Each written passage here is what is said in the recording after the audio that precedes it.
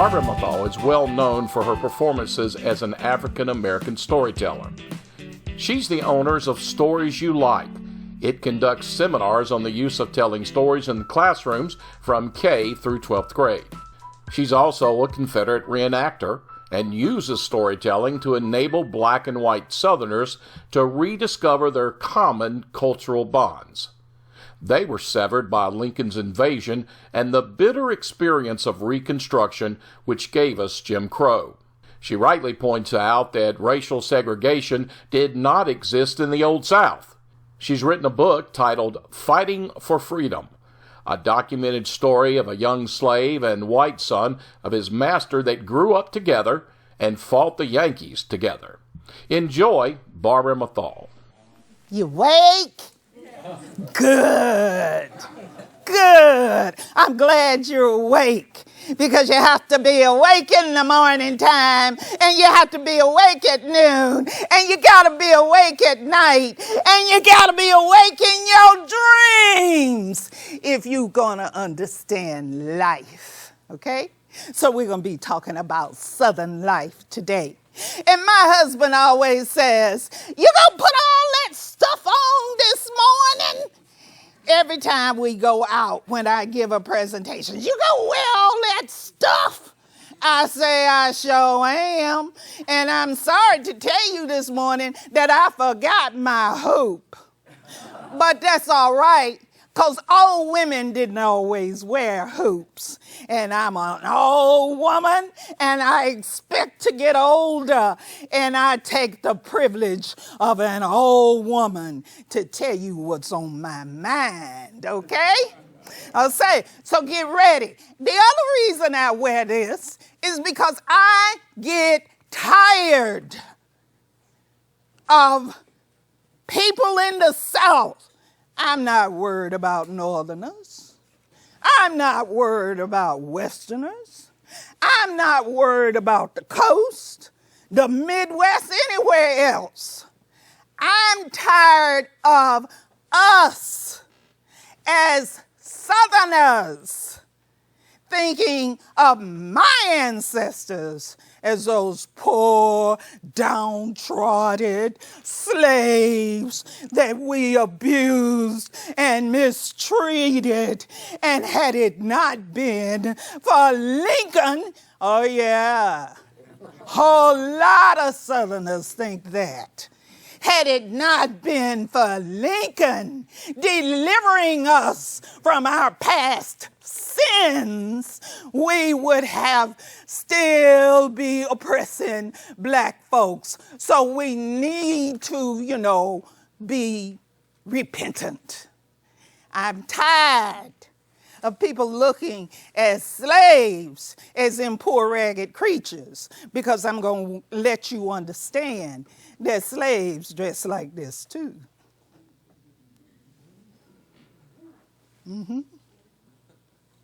And certainly my free ancestors did. Black folks they did well in the South before the Army of the North liberated us.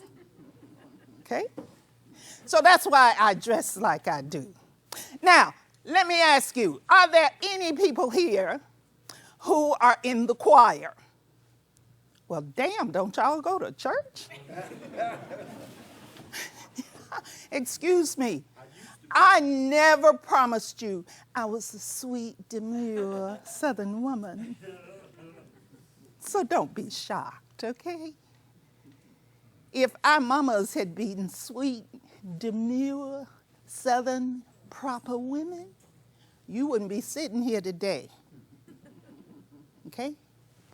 Just keep that in mind, too. So how many of you are in the choir? Okay. If you're not in the choir, you are today. Okay? All right? And your part is easy. Your part is yonder come day. Okay? That's all you got to say when I point to you. All right? Now, if I point to you, you're going to say, yonder come day. All right? We're going to try it. Yonder come day. You almost sound like you believe it. That's good. Okay, all right.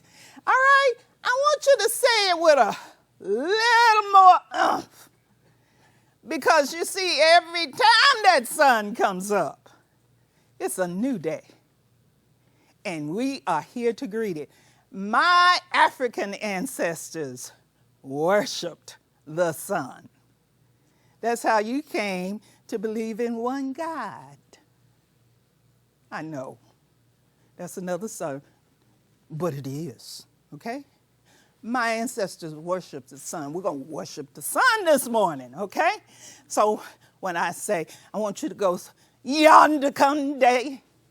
Yonder come day. All day. Yonder come day. I said all day. Yonder come day. I said all day. Yonder come day. Day done broke in my soul. Yonder come day. Yonder come day. Yonder come day. Now come on day. Now come on day. Now come on day. Yonder come day. Day done broke into my soul. Yonder come day. Yonder come day. I heard them. Because we're talking about Southern history. I'm telling you, in the South, if you lived in the South, I wouldn't have to teach you this. You lost it. Nobody took it away from you. When Lincoln's army passed through and got through burning our houses, you're the one that adopted the black codes that separated us from then on and put some of us in the back of the bus and some of us in the front of the bus, and you forgot the day broke in your soul. My black ancestors wouldn't have to explain this to you. And you wouldn't be sitting there thinking, oh, that's some Africans, they uncouth. I can't be like that. Is day not in your soul? Now, don't get mad at me because I'm asking you this. We came here to talk about what makes you Southern. Right. This is part of it. A whole lot of it. Right. Celebrate it, people. That's what we need to do. You want them monuments stop being torn down? You gotta do something about it. You got to reclaim your history. This is part of it. Now come on day. Now come on day. Now come on day. Yonder come day. Day done broke into my soul. Yonder come day. Yonder come day. I believe the day is going to come today. Some people come from the land down under. I come from the land where old times are not forgotten.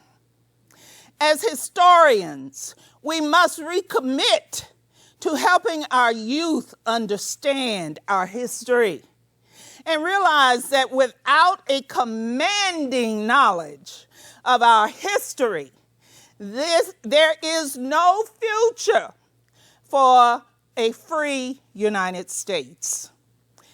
It is natural to fight for your place in the sun. God has been known to assist people in that struggle. But it is deplorable to lie about your opponent.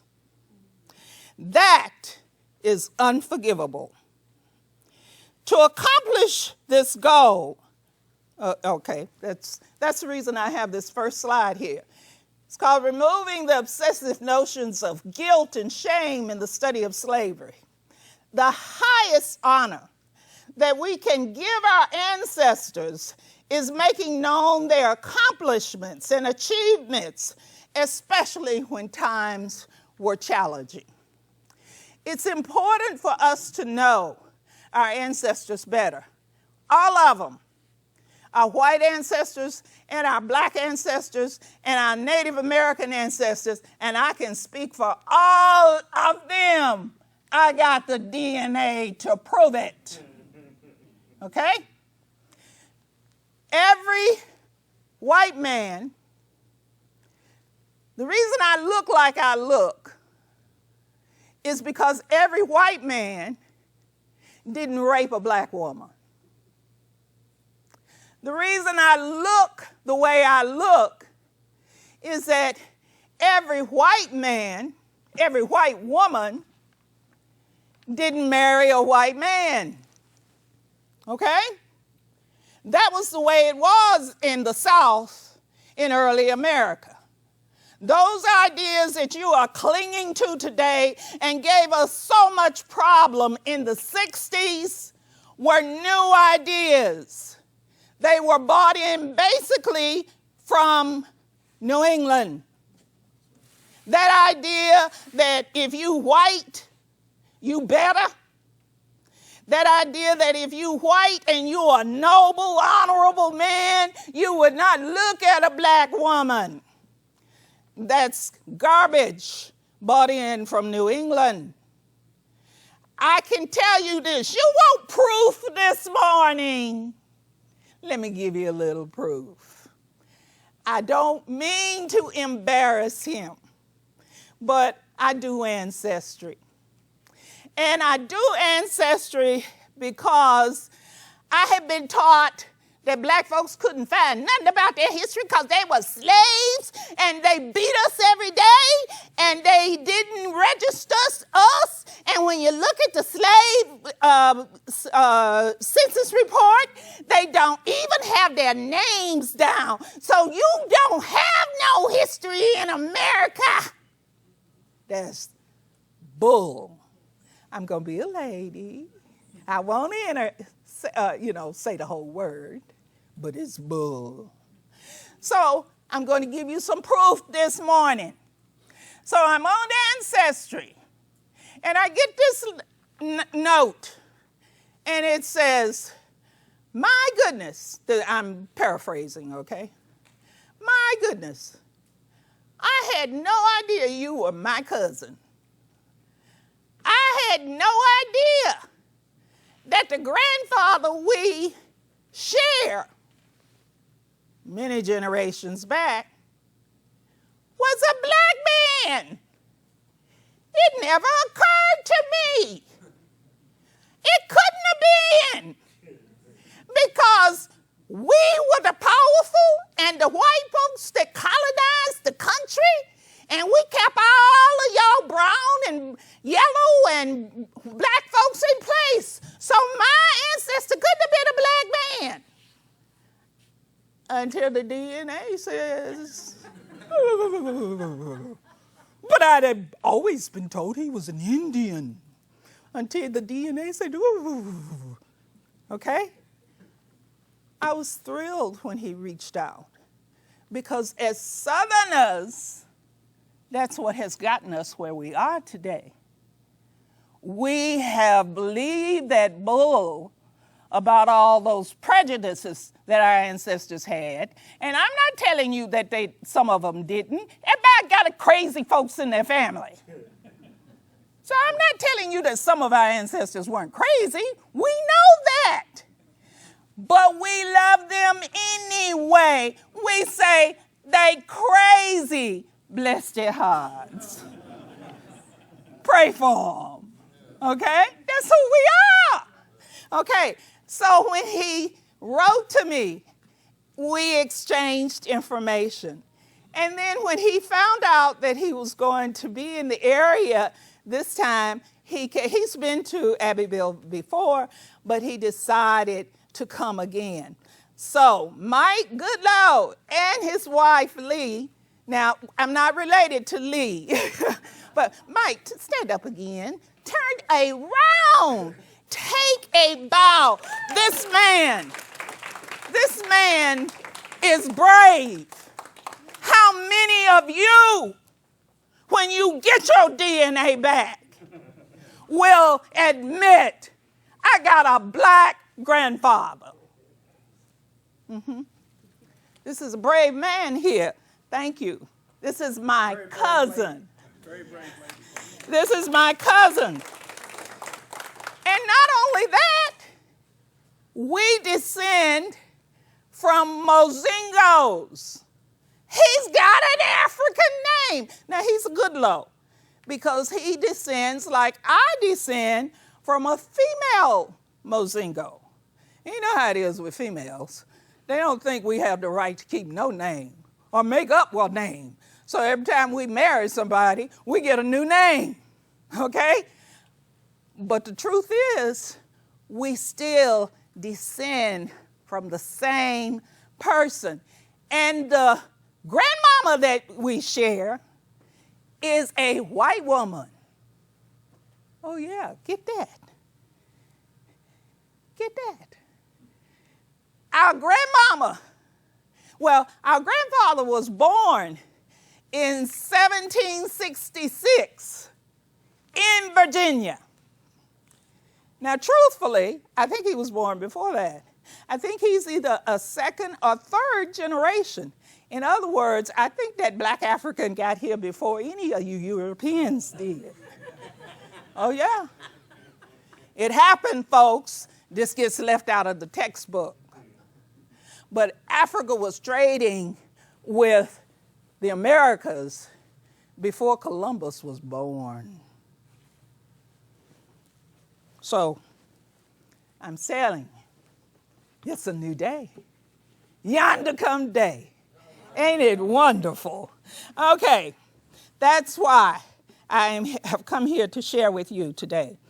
To accomplish this goal, we must remove the perceived obligation to assign guilt, shame, and victimhood upon historical individuals as we study the history of slavery in the United States of America.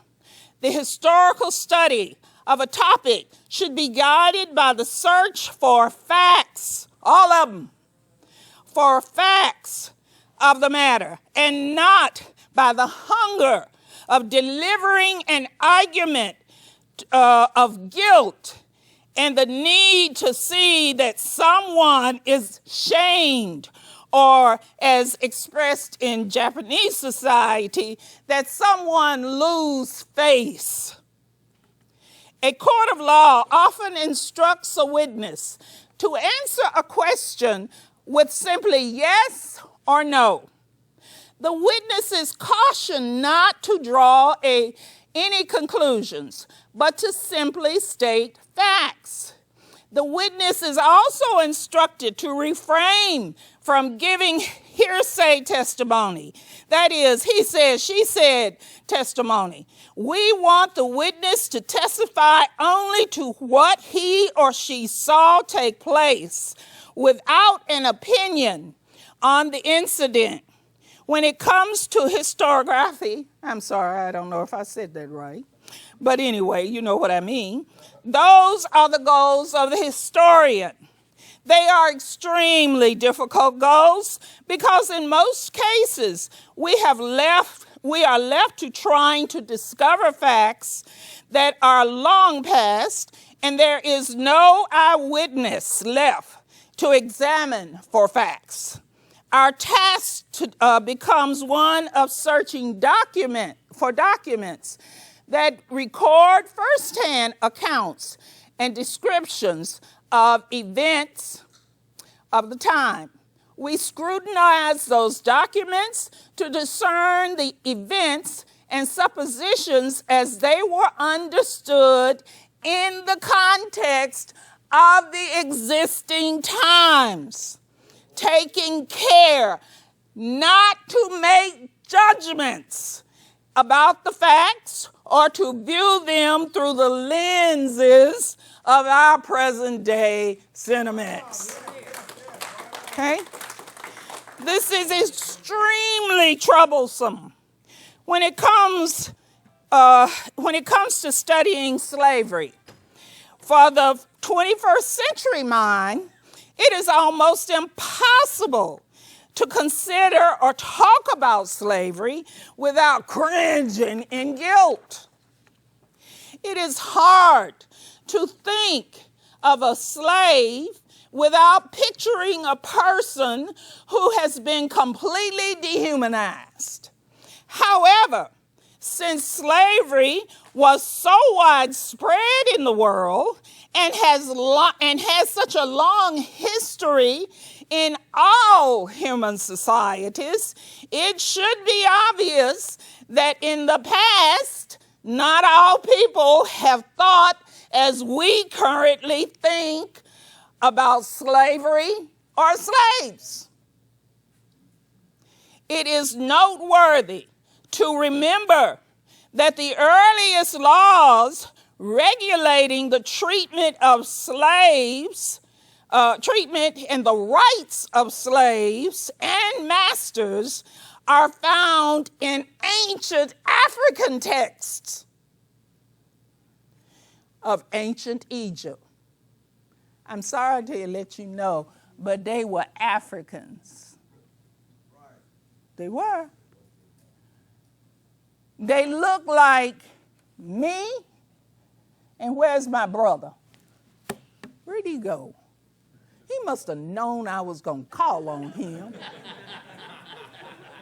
It's all right. I'll call him out when he comes back. They were black folks, people. They were Africans. That sun god that Africans told about, developed into one God. It's African. It's Southern. Because ain't nobody more religious than we are. Embrace it. Love the truth. Okay, anyway. Now I got to go back and find where I was reading. Okay. It's in ancient Egypt, the Old Testament of the Holy Bible, and the Holy Quran. Okay? Talking about how you ought to treat your slave and how masters should act. If we are to understand the phenomenon of slavery and the role of slaves, we must overcome our fixation for assigning guilt. Okay? And the compulsion to see slaves only from the point of view of victimization. All right? I came here to celebrate my slave ancestors that didn't jump off the boat. You see, people have been known to have these big ceremonies because the slave jumped off the boat before they got here. They jumped off the boat rather than be a slave. Thank God my ancestors had more sense than that, because if they hadn't, I wouldn't be here shouting at you today. You know, we get sidetracked. I don't know. Wanting to share guilt. It ain't my fault, it's your fault. Want to share, shame. Oh, my poor, uncaring white ancestors. I'm so sorry. I don't need either one of them. Okay? Remember, I was talking about documents and texts. People say, where are you getting all this stuff, woman? How can you talk like that? Well, I'm going to tell you what, it wasn't from academia.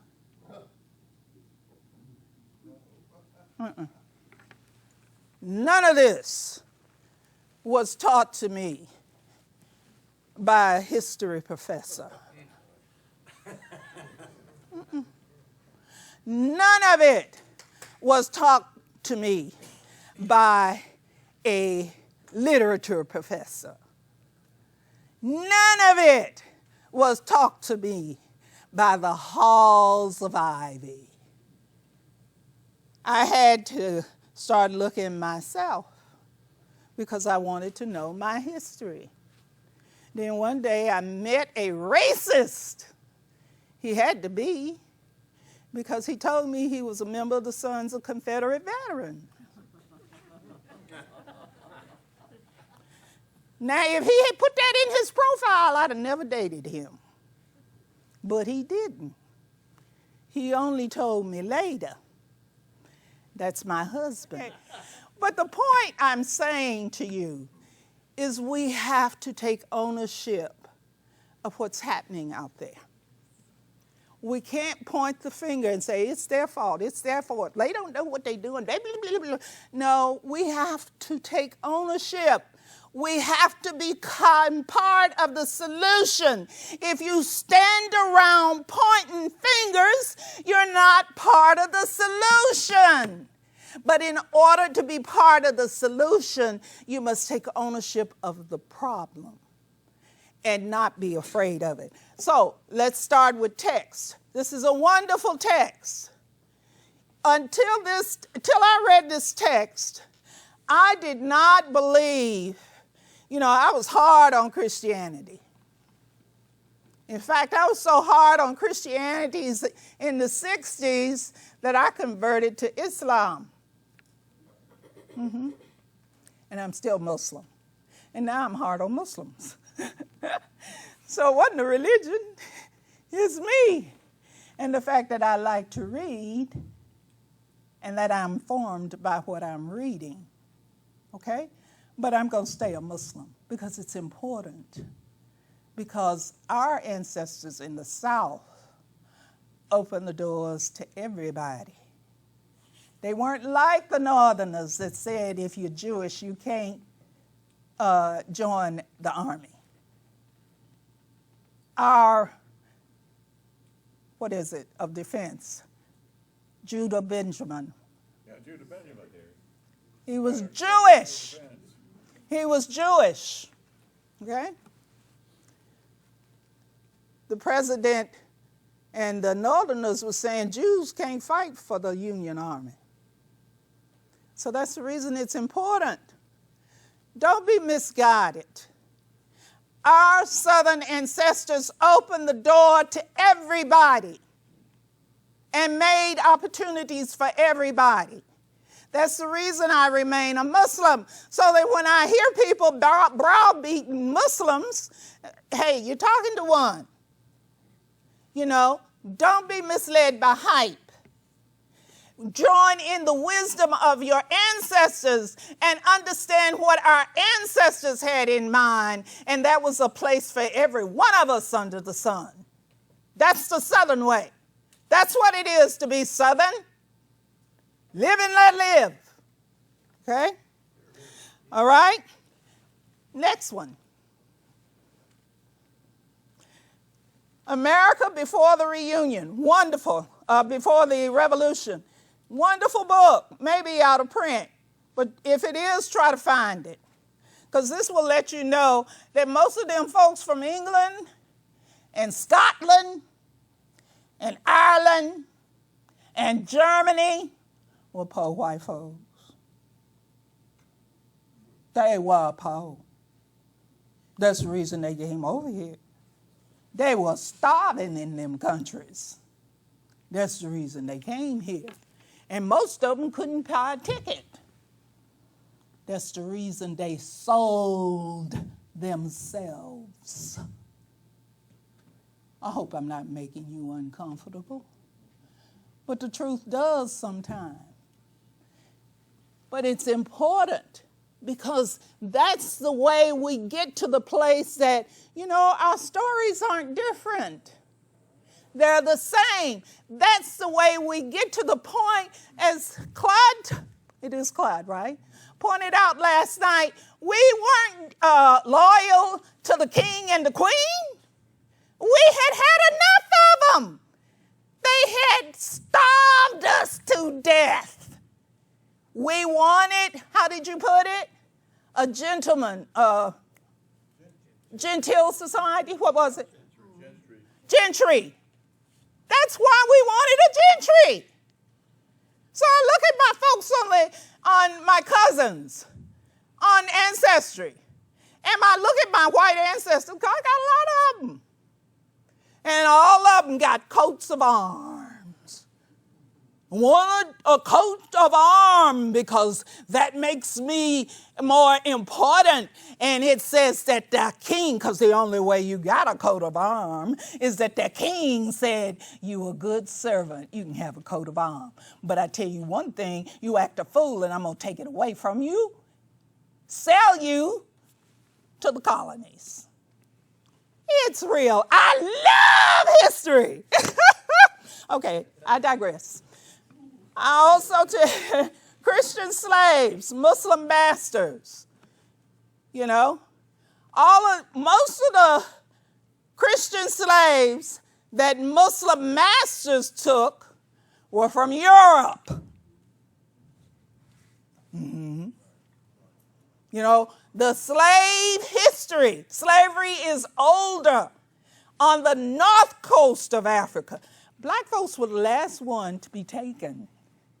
Y'all got taken first. Or let me put it this way, because it ain't about you and me, it's about us. My white ancestors got taken first. But that don't make the history book. So what happens when you start reading this, you start feeling good about history. Somebody said, you proud. You arrogant. I sure am. Because if you don't become proud about your history, you'll let somebody kill it. If you don't become arrogant, I don't mean the kind of arrogance where nobody can tell you anything.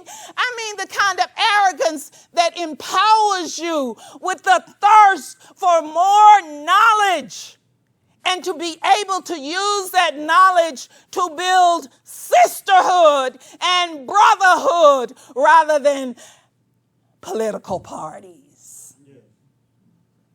Okay, that's what I'm talking about. All right, the next one, Black Cargo. I love this one. That's an oldie. You probably read one, but I bet you haven't read this one. It was printed in 2012. Because I don't want you to think I'm up here dreaming. We have a way of when people tell us something that we haven't heard before, makes us a little bit uncomfortable, that we start to attacking them. And we say, oh, she's just dreaming. She's ashamed of who she is, so she's trying to make white folks look bad. That ain't what this is about. I'm trying to give us our love for Southern history so that you will understand why we are cousins. Okay? It got left out of the history book. And then when Lincoln destroyed our culture, we started worshiping Lincoln. And started saying, we got to live like them white folks up in England.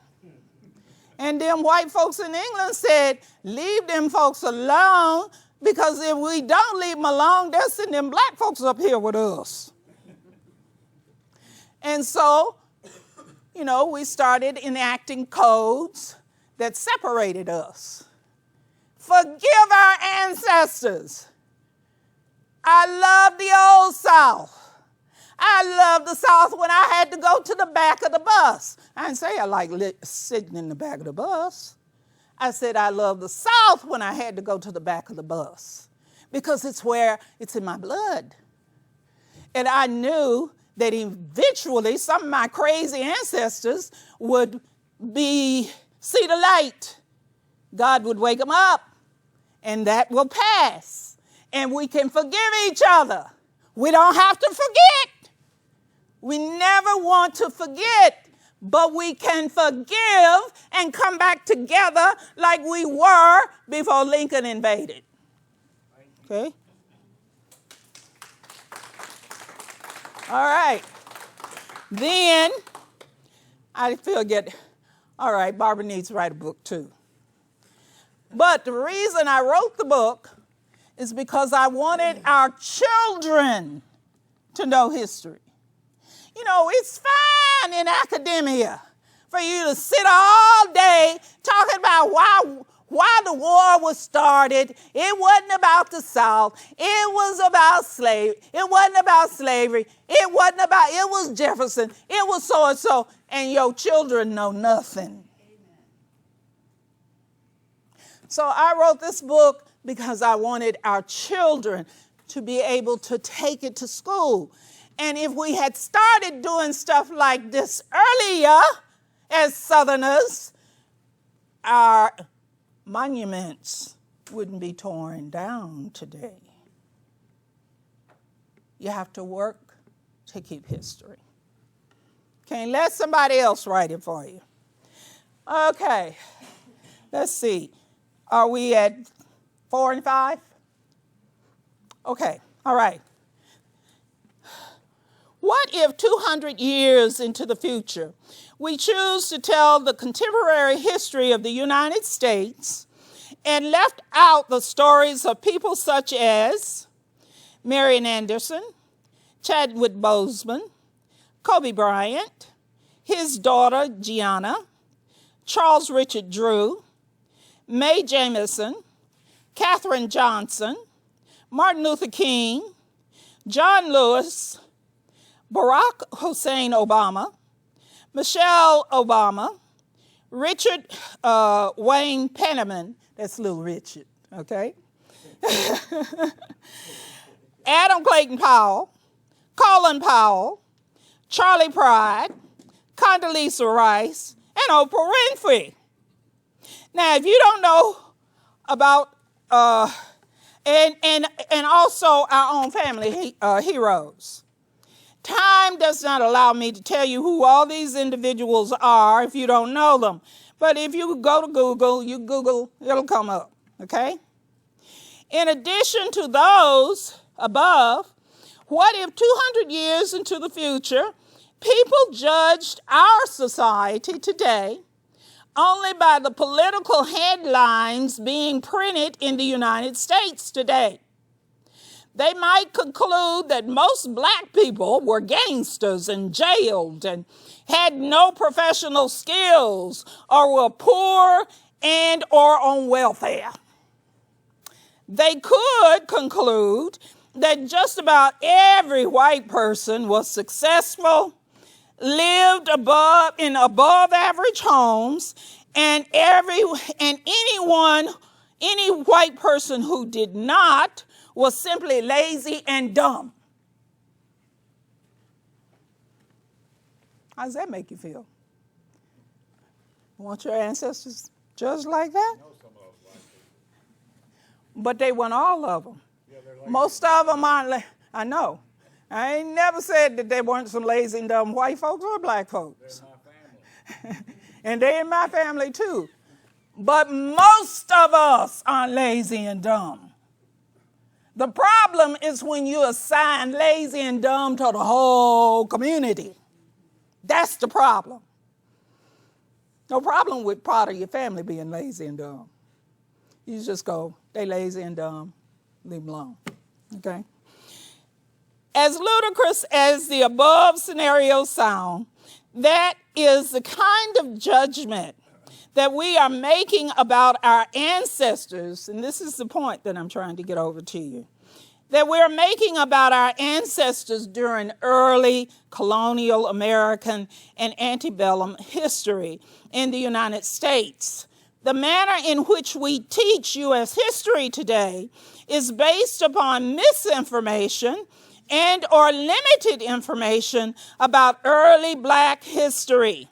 And it is through those biased and limited views which influence our current attitudes and interpretations of American history today. In addition to that, we are concerned with placing guilt when we teach history and victimhood. Then we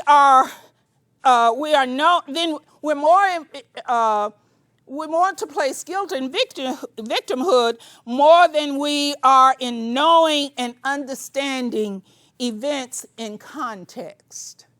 That's the problem. it is more important to examine how slavery and the presence of slaves impacted the processes of creating a society that places such high values upon individual freedoms and self-determination. Slavery helped create that. You know, we forget that. You know, while we are into, oh, those poor people, oh, I'm so sorry I did that. No, it was the presence of slaves that helped us keep our eye on the ball. That if, you know, we keep looking at things like this, we will take our eye off freedom. And that's what the problem is. Now, it's important that you understand that not all black folks who came to America were slaves. I want you to understand that. I have gone on and on. I'm going to summarize. First black person that came to America wasn't a slave. He was an explorer. There were lots of them. Because you understand, those people that had been run out of Spain and Portugal, they were Moors. Where did they come from? Not Arabia. Not Iran. Not Iraq. There's my brother. Stand up. They look like him. And when they ran him, stand up again. When they ran him out of Europe, Europe went into the what? Dark ages. Because they wanted the dark man out.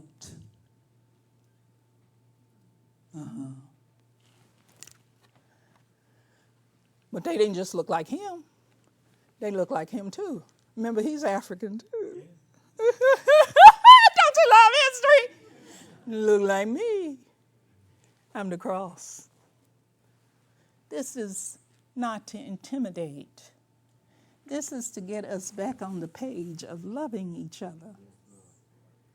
Because you must respect each other if you're going to love each other. And you can't respect each other if you don't know each other's story.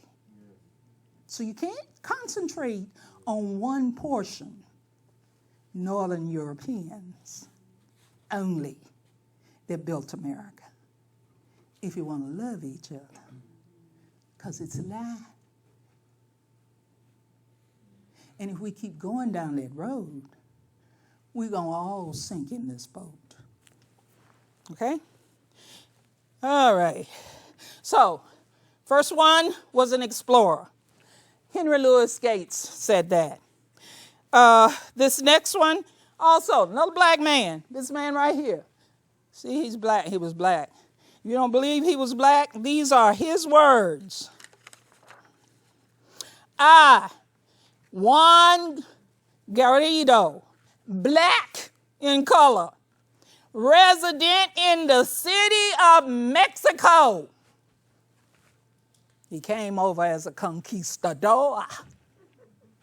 And he's saying here, I paid my own way.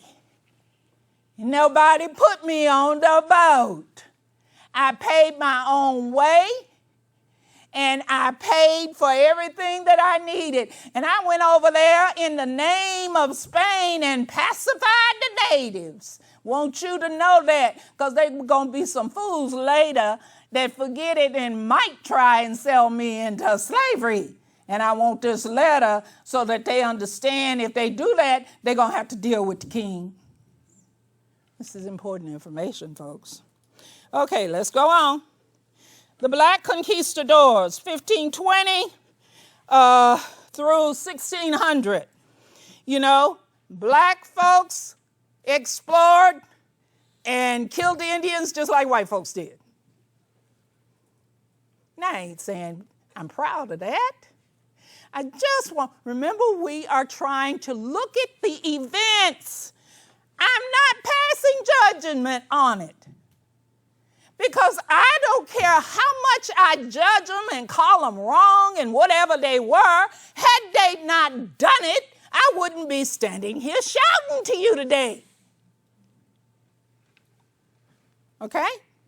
But we need to understand we did this together. All right? How did we do it together? It's not that it was just done here in America the first time. It wasn't. I wished I had a world map.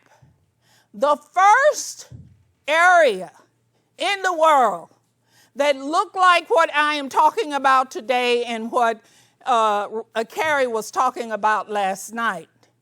The first area in the world that looked like that was the Mediterranean world.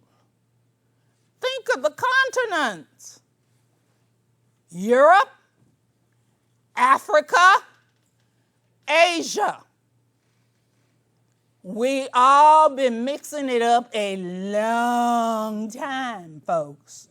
It didn't happen the first time here in America. We've been doing it like that for always. It's just that as Americans, we become, blinders. Can't see nobody but us. Gotta wake up, okay? In fact, some of my ancestors made it all the way over to New Zealand and Australia. I ain't talking about the white ones. Okay? It's not new. It's only when people decide it ain't enough to go around, so I'm going to take mine, and I'm going to take mine, and you take yours, and we live over here, and we shoot guns at each other or sick the politicians on each other. Okay? Got to stop doing that. All right, I'm digressing. I don't want you to think that it was only men. Next slide. Oh, there she is. Remember I said, I never promised you I was a demure Southern woman. Honey, if we had been that way, we wouldn't be here. Our children wouldn't have eaten. Black women came too. And this black woman, she could really think ahead. She said, I want you to understand, I am a free black woman. Don't nobody own me, not even a husband. And I'm going over to the new world. And I want it documented that I'm a free black woman. And if any fool over there decides that they don't want to act right with me, they're going to have to answer to the king. I don't have the nature to be demure. I don't have the nature not to be proud of who I am. I don't have the nature not to be arrogant. But I'm not talking about ugly arrogance. I'm talking about the arrogance that gives you pride and will not let somebody beat you down. Okay? And I have gone on and on. But I want you to understand, especially young people. That's who I'm really talking to. Because all of us old farts have left this out of the history books. Your saving grace will be to pick up where we left out. Because you are going to live, like it or not, in a multicultural world. And there are deadly weapons that if you can't talk about brotherhood, there are people that would rather blow you off the planet and kill themselves than not have a share of the pie. That's your challenge, okay? I went more, I've got to shut up. They're giving me the words. But I want you to know we have a wonderful history. We got to listen and tell the stories. And that's the reason I'm giving a storytelling workshop this evening. And I will shut up hopefully earlier this evening, and you'll have time to have thought over your questions, and I'll be ready. I love questions, but I'm sorry, I have to tell you, the same woman you saw up here, you're going to be talking to if you ask her a question. So please don't let me intimidate you, okay? Thank you.